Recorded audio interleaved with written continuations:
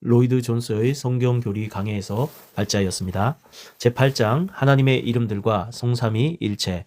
우리는 소위 하나님의 도덕적 또는 전달할 수 있는 속성들을 상고했습니다.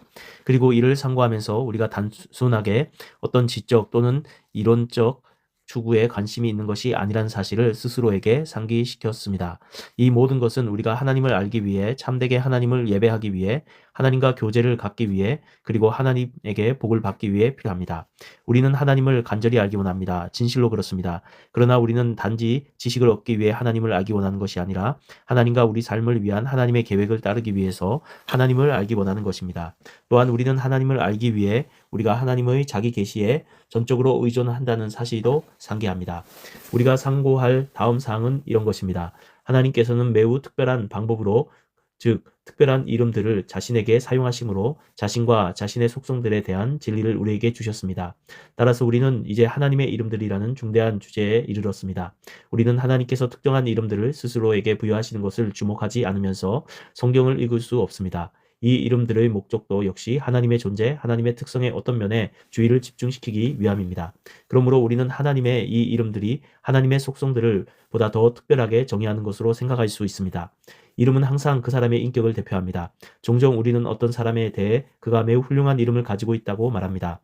우리가 어떤 의사나 또는 변호사에 대해 말하고 있다고 가정해 봅시다. 우리가 그 사람에 대해 그가 매우 훌륭한 이름을 가지고 있다고 말할 때 우리가 의미하는 바는 그가 훌륭한 인격을 가지고 있다는 것입니다. 그에게 우리가 좋아하는 성격과 능력들이 있다는 의미입니다. 그러므로 이름은 그 사람이 정말로 어떤 사람인지를 나타냅니다. 그의 인격, 그의 성향들, 그리고 그의 교양들을 나타냅니다. 따라서 여러분은 성경에서 사용되는 하나님의 이름들을 볼 때마다 그 이름들이 나타내는 바를 정확하게 발견할 것입니다. 그리고 여러분은 성경에서 하나님에게 하나님의 이름을 질문하는 사람들이 있었다는 사실도 발견하게 될 것입니다. 하나님의 이름이 하나님의 특성을 나타낸다는 사실은 시편 22편 22절에도 나타납니다. 내가 주의 이름을 형제에게 선포하고 회중에게서 주를 찬송하리다. 우리 주님께서는 내 아버지의 이름을 저희에게 알게 하였고 또 알게 하리니 이는 나를 사랑하신 사랑이 저희 안에 있고 나도 저희 안에 있게 하려 함이니이다. 요한복음 17장 26절 라는 말씀도 하셨습니다. 하나님의 이름을 알게 하는 것은 하나님에 대한 진리를 말하는 것입니다. 하나님의 이름을 알게 하는 것은 하나님의 존재에 대한 중대한 진리를 사람들이 파악하고 이해할 수 있는 형태로 말하는 것입니다. 그러면 성경에서 하나님에게 돌려지는 이름들 중 몇 가지와 그 이름들이 전달하는 의미를 살펴봅시다. 엘로힘이라는 이름이 있습니다. 이 이름은 하나님이 강한 분일 뿐 아니라 두려워해야 할 분이라는 사상을 전달합니다. 그리고 이 이름은 하나님께서 창조와 관련하여 자신에 대해 말씀하실 때 대체적으로 사용하시는 이름입니다. 그 다음에 아도나이라는 중요한 이름이 있습니다. 이 이름은 전능의 주님, 그에게 모든 것이 종속하고 그에게 사람들이 종이 되는 통치자라는 의미를 나타냅니다. 그러므로 이 이름은 하나님께서 이스라엘 자손에게 말씀을 하실 때 자주 사용합니다. 이 모든 이름들은 하나님을 위대하고 높고 강하고 높은 영광을 받으시는 초월적인 하나님으로 묘사합니다. 우리에게 가장 중요하고 가장 의미심장한 이름은 장엄하고 심온한 이름인 여호와입니다. 성경 자체가 우리에게 말씀하신 바에 의하면 이 이름은 모든 이름 중 가장 중요한 최고의 이름입니다. 이 이름은 하나님께서 자신을 나는 스스로 있는 자니라 라고 묘사하는 것을 나타냅니다. 따라서 이 이름은 하나님의 불변성, 특별히 자기 백성과의 관계에 있어서 불변성을 묘사합니다. 이 이름은 하나님께서 스스로 존재하시는 분이시며 그럼에도 불구하고 자신의 백성에게 자신을 계시하는 분이라는 의미를 전달한다는 것입니다. 우리는 이 여호와라는 이름을 하나님의 중대한 언약의 이름으로 설명할 수 있습니다. 여러분은 하나님께서 자기 백성과 언약을 맺으셨다고 성경이 말씀하는 것을 발견합니다. 하나님께서는 아담과 언약을 맺으셨습니다. 하나님께서는 노아와 언약을 맺으셨습니다. 하나님께서는 자신의 성자와 언약을 맺으셨습니다. 하나님께서는 언약을 맺으시는 어떤 일을 하시겠다고 약속하시고 언약하시는 하나님이십니다. 하나님께서 언약을 맺으실 때 우리는 통상적으로 하나님께서 자신의 이 장엄한 이름 여호와로 묘사하시는 것을 발견합니다. 얼마나 놀라운 개념인지 알 수 없습니다. 우리가 예배를 드리는 이 전능하신 하나님, 자존하신 하나님께서는 그럼에도 불구하고 우리와 같은 시간의 제약을 받는 피조물들에게 자신이 존재하게 한 피조물들에게 자신을 계시하시고 나타내시겠다는 언약을 맺기로 결정하십니다. 여러분은 성경에서 이 여호와 라는 중요한 이름에 매우 자주 특정한 수식어들이 첨가되고 있는 것을 발견할 것입니다. 예를 들어 여호와 사바오트, 만군의 여호와라는 이름을 봅니다. 나는 만군, 이 천사들을 언급한다고 생각합니다. 하나님께서는 모든 천군의 지배자이신 자존하시는 능력자이십니다. 그 다음으로 아브라함의 아들 이삭을 바치려 했을 때 하나님께서 그에게 주신 여호와 이레라는 중요한 이름이 있습니다. 제사를 위한 준비, 순양이 수풀에서 발견되었고 아브라함은 그곳의 이름을 여호와 이레, 여호와께서 준비하실 것이다 라고 칭했습니다. 그 다음에 출애굽 직후에 하나님께서 모세에게 주신 여호와 라파, 치료하시는 여호와라는 이름이 있습니다. 하나님께서는 마라의 쓴물을 달게 하신 후에 이스라엘 백성들에게 이렇게 말씀하셨습니다. 내가 너희 하나님 여호와의 말을 청종하고 나의 보기에 의를 행하면 내 계명에 귀를 기울이며 내 모든 규례를 지키면 내가 애굽 사람에게 내릴 모든 질병의 하나도 너희에게 내리지 아니하리니 나는 너희를 치료하는 여호와임이니라. 그 다음 이름은 여호와 니시입니다. 여호와는 나의 깃발. 이스라엘 자손은 적과 싸우고 있었습니다. 그때 여호와께서 자신이 그들과 함께했고 앞으로도 그들과 함께 하실 것이라는 사실을 그들에게 상기시켰습니다. 하나님께서는 그들의 깃발, 그 아래에서 이스라엘 자손이 승리하고 성공한 깃발이 되셨습니다. 그 다음에 여호와 샬롬이라는 이름은 하나님께서 기드온에게 자신을 나타내신 이름이었습니다. 여러분은 이 이름을 사사기 6장 24절에서 발견할 것입니다. 이 이름은 여호와께서 평강을 보내신다는 의미입니다. 여호와께서는 우리의 평강이십니다. 여호와께서 진실로 평강의 하나님이십니다. 하나님께서는 평강의 하나님으로 양의 큰 목자이신 우리 주 예수를 죽음에서 다시 살리셨고 먼 옛날 무법한 사사의 시대의 평강의 하나님으로 자신을 계시하셨습니다. 다음에 에스겔서 48장 35절에 여호와 삼마입니다. 여호와는 존재하신다는 이름이 나옵니다. 이와 같이 여러분은 이 모든 이름들을 매우 중대하고 놀라운 의미, 위로와 위안으로 충만한 의미를 전달하는 것으로 봅니다. 어떤 의미에 있어 성경을 설교하고 해석하는 목적은 하나님의 이 이름들과 그 의미 그리고 중요성을 우리에게 확신시키는 것입니다.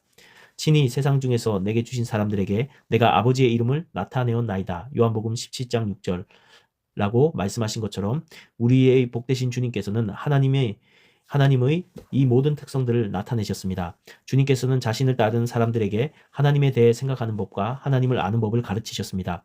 주님께서는 그들에게 하나님을 어떤 막연한 에너지로 생각해서는 안 된다고 증거하셨습니다. 그렇습니다. 하나님께서는 인격이시고 인격으로서 하나님께서는 동행하시고 자신을 계시하십니다. 바로 하나님께서 스스로에게 부여하신 이 이름들을 통하여 하나님께서는 자신에 대한 놀라운 진리를 우리에게 말씀하십니다. 그리고 바로 이 이름들에 의해 우리가 하나님을 알게 될 때 우리는 믿음 안에 있는 평강과 위로와 기쁨을 발견할 것입니다. 이제 나는 계속하여 많은 사람들이 말하고 싶어하는 바를 향해 나아가겠습니다. 그것은 바로 이 하나님에 대한 고귀한 교리 중에 가장 심오하고 가장 중대하고 가장 중요한 국면, 곧 복되신 성삼위일체의 교리입니다. 여러분이 깨달았든지 못 깨달았든지 간에 반드시 이 삼위일체의 교리를 직면하지 않고 성경을 읽을 수 있는 사람은 아무도 없습니다. 이 강의 과정 동안 나는 내가 불타는 떨기나무 앞에 있었던 모세와 매우 흡사한 느낌을 갖고 있다고 여러 번 말했습니다. 또한 나는 나에게 말씀하시는 한 음성을 계속 들어왔습니다. 이리로 가까이 하지 말라. 너의 선 곳은 거룩한 땅이니 내 발에서 신을 벗으라. 만일 우리가 앞에서 그렇게 느꼈다면 성삼위일체에 대한 이 고귀한 교리를 상고하면서 우리는 훨씬 더 크게 그런 느낌을 받아야 마땅합니다. 왜냐하면 이 성삼위일체의 교리는 의문의 여지 없이 모든 성경의 교리들 중 가장 신비하고 가장 어려운 교리이기 때문입니다. 우리가 성경에서 보는 계시에 대한 전적인 의존을 이 교리처럼 명백하게 나타내는 교리는 없습니다. 삼위일체 교리는 어떤 의미에 있어 모든 교리들 중 가장 고귀하고 가장 영광스러운 교리입니다. 하나님께서 우리에게 자신에 대하여 계시하시기를 기뻐하신 가장 놀라운 교리입니다. 그러면 우리는 어떻게 이 교리를 접근해야 할까요? 나는 철학적인 말들로 접근하려는 시도를 하지 말라고 말합니다. 나는 삼위일체의 교리를 철학적으로 이해하려고 하는 이 모든 시도들이 우리에게 도움이 되지 않을 뿐만 아니라 매우 위험하다고 느끼기까지 합니다. 내가 보기에 우리가 할 수 있는 일은 오직 한 가지밖에 없다고 생각합니다. 그 일은 우리가 성경에 계시된 신비 앞에 서 있다고 인정하는 것입니다. 우리는 그 신비를 이해하는 것으로 기대할 수 없습니다. 우리는 우리의 지력으로 그 신비를 파악하는 것으로 기대할 수 없습니다. 그 신비는 완전히 우리보다 뛰어나며 우리를 초월합니다. 우리는 단지 그 신비를 놀라움과 경외와 존경을 가지고 바라보며 놀라기만 하면 됩니다. 우리가 하나님은 사랑이시다라는 교리적 명제를 말하거나 또는 하나님의 속성들 중에 하나가 사랑이라고 강조할 때 내가 보기에 그 사실 자체에 신성의 위격들의 복수라는 사실을 함축하고 있는 것 같습니다. 만일 영원하신 하나님께서 사랑이시라면 하나님께서는 항상 창조 전에도 시간 전에도 사랑을 하셨습니다. 그러나 하나님께서 누구를 사랑하셨을까요? 이 사실은 거의 필연적으로 삼위일체를 강조하고 있지 않습니까? 그리고 이것이 진실로 성경이 가르치는 바입니다. 즉 삼위일체의 복되신 삼위께서는 영원 무궁 전부터 서로를 완벽하게 사랑하셨던 것입니다.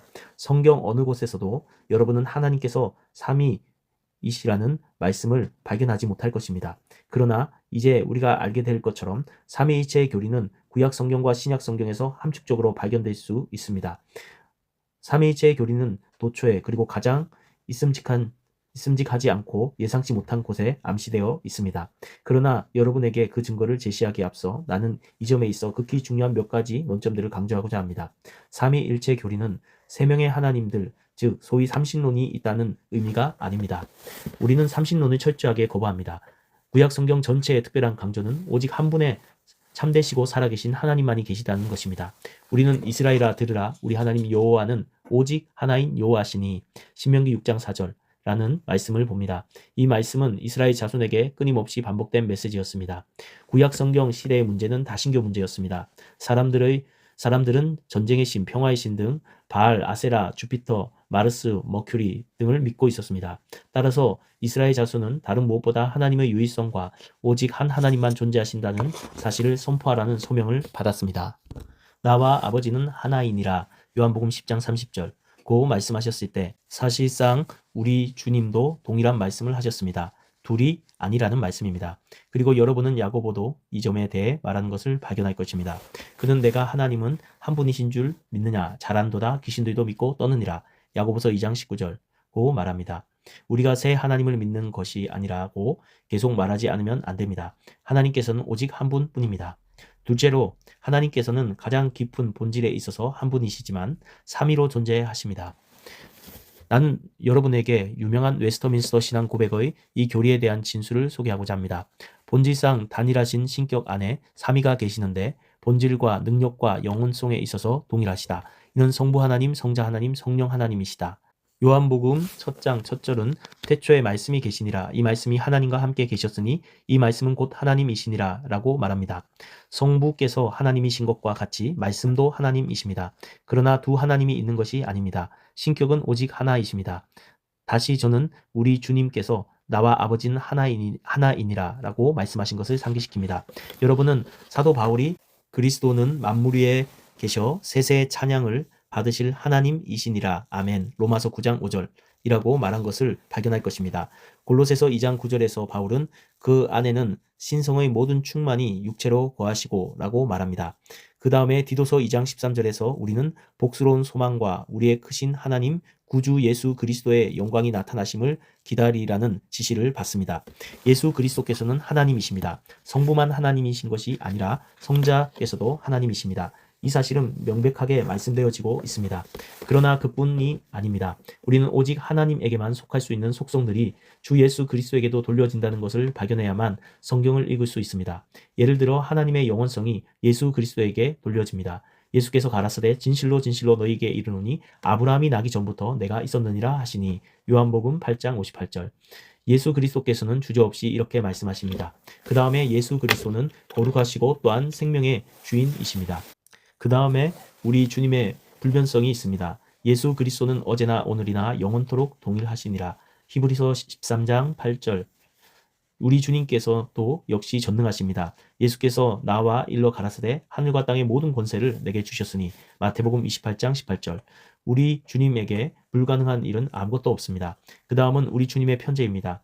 우리 주님께서는 말씀하십니다. 볼지어다 내가 세상 끝날까지 너희와 항상 함께 있으리라. 마태복음 28장 20절 또한 우리 주님께서도 전제하십니다. 예수 그리스도께서는 모든 것을 아십니다. 우리 주님께서는 나다나엘에게 내가 무화과 나무 아래 있을 때 보았노라. 요한복음 2장 48절 고 말씀하실 수 있으셨습니다. 우리 주님께서는 사람들의 가장 깊은 생각과 상상을 읽을 수 있으셨습니다. 만물은 우리 주님을 통해 창조되었습니다. 만물은 우리 주님에 의존해서 존속합니다. 우리 주님께서는 자신에게 심판할 권세가 있다고 말씀하십니다. 요한복음 5장 27절 그리고 우리 주님께서는 심판자가 되실 것입니다. 이렇게 신성과 신격의 속성들이 주저없이 예수 그리스도에게 돌려집니다. 그러므로 우리는 성부가 하나님이라고 말하며 또한 우리는 성자가 하나님이라고 말씀합니다. 그러나 우리는 성령도 하나님이라고 말해야 합니다. 여러분은 베드로가 아나니아와 삽비라에게 한 무서운 말을 기억하십니까? 베드로는 이렇게 말합니다. 아나니아야 어찌하여 사단이 내 마음에 가득하여 내가 성령을 속이고 땅값 얼마를 감추었느냐.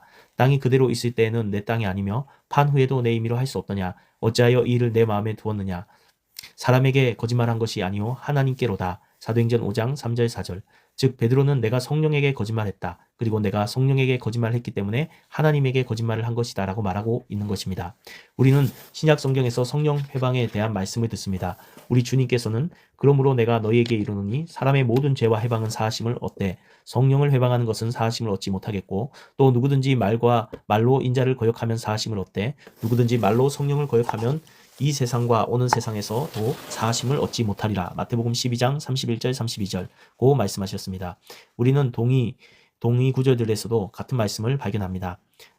마태복음 마지막 장에는 다음과 같은 세례 신조가 나옵니다. 아버지와 아들과 성령의 이름으로 세례를 주고 마태복음 28장 19절. 그리고 사도의 축도는 다음과 같습니다. 주 예수 그리스도의 은혜와 하나님의 사랑과 성령의 교통하심이 너희 무리와 함께 있을지어다. 고린도후서 13장 13절. 그러므로 성경은 성부와 성자와 동일한 방식으로 성령도 하나님이라고 단언합니다. 삼위일체 교리를 부정하려고 애쓰는 사람들이 있습니다. 그들은 이렇게 말합니다. 삼위 즉 세 명의 인격은 없고 오직 한 인격만 계신다. 하나님은 오직 한 분뿐이다. 그런데 이 한 분이 여러 가지 방식으로 자신을 계시하실 수 있다. 어떤 때는 성부로 계시하셨고 어떤 때는 자신을 성자로 계시하시고 또 다른 경우에는 자신을 성령으로 계시하는 것이다.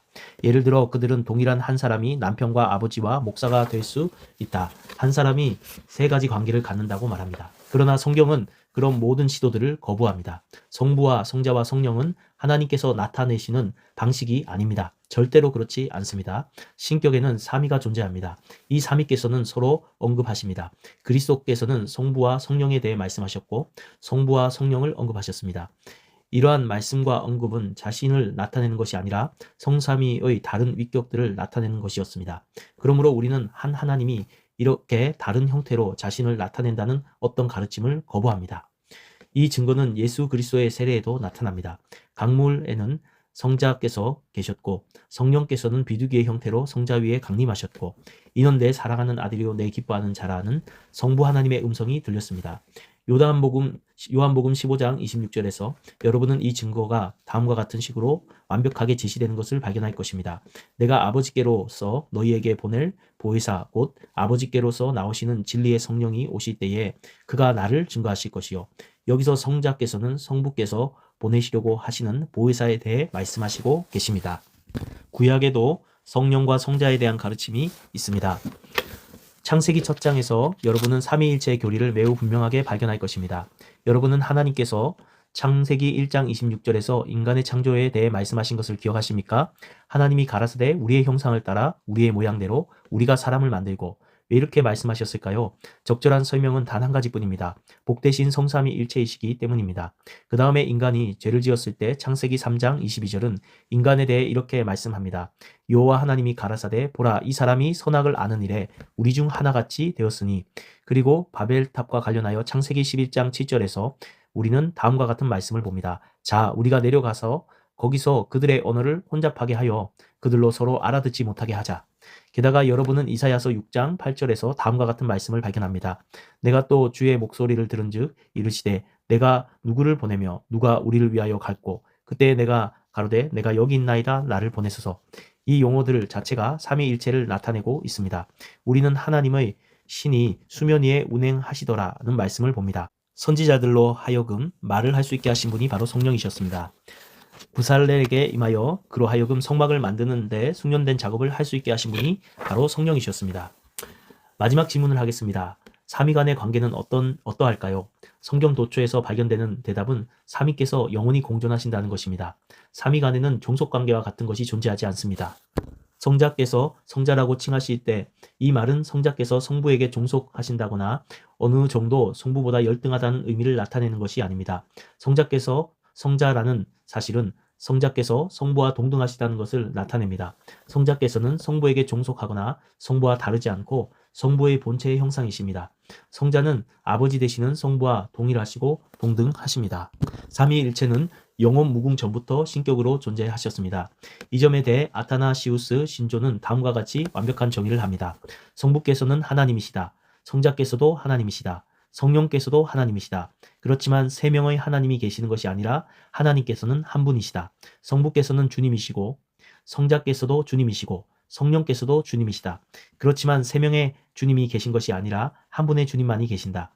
왜냐하면 우리는 기독교 진리에 따라 각각의 위격을 하나님이시며 주님이시라고 인정하지 않을 수 없고, 따라서 동일한 진리에 의해 우리는 세 명의 하나님이나 세 명의 주님이 존재한다고 말하는 것이 금지되기 때문이다. 우리는 절대로 세 명의 하나님이 있다고 말해서는 안 됩니다. 이것이 심오하고 영원한 신비입니다.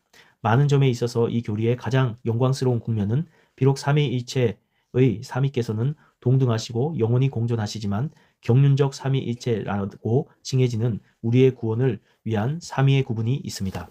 이 구분을 위해, 그리고 우리의 구원을 위해 삼위 간의 일종의 종속이 있습니다. 즉 성부께서는 창조하시고 선택하시고 구원을 계획하십니다.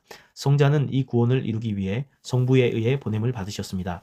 성령께서는 이 구원을 적용하기 위해 성부와 성자에 의해 보냄을 받으셨습니다. 이것은 압도적이며 경이적인 사상입니다. 복되신 삼위일체의 복되신 삼위께서 나의 구원을 위해 이렇게 사역을 나누셨던 것입니다.